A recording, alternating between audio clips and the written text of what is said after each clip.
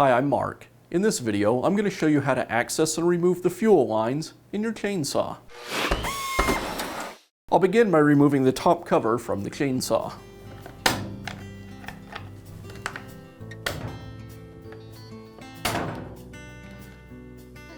Now remove the air filter.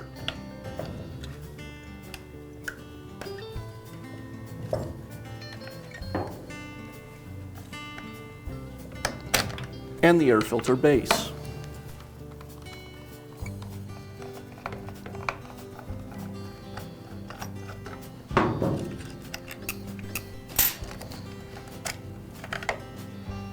Now I can remove the carburetor from the saw.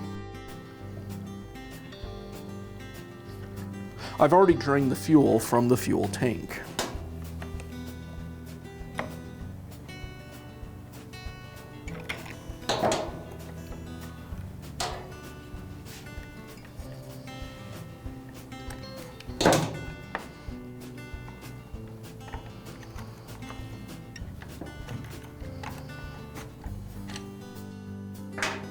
With the carburetor removed, now I have access to all the fuel lines.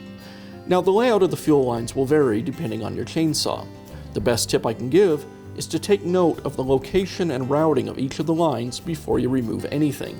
It's not a bad idea to take a photograph of it. With my saw, the first thing I'm going to do is remove the two lines from the purge bulb.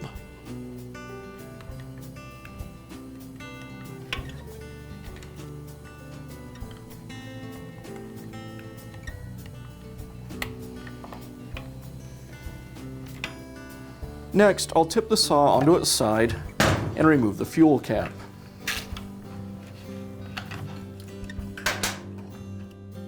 I'll use a piece of wire that I've shaped into a hook to pull the fuel line and fuel filter out of the tank. And I'll remove the fuel filter, along with the clamp. This next step will be a little different depending on your saw. With my saw, both the fuel lines pass through a rubber grommet. I'll remove the entire grommet with the fuel lines all at once. On some saws, each of the fuel lines will pass through a hole in the plastic housing. You'll pull them out one at a time.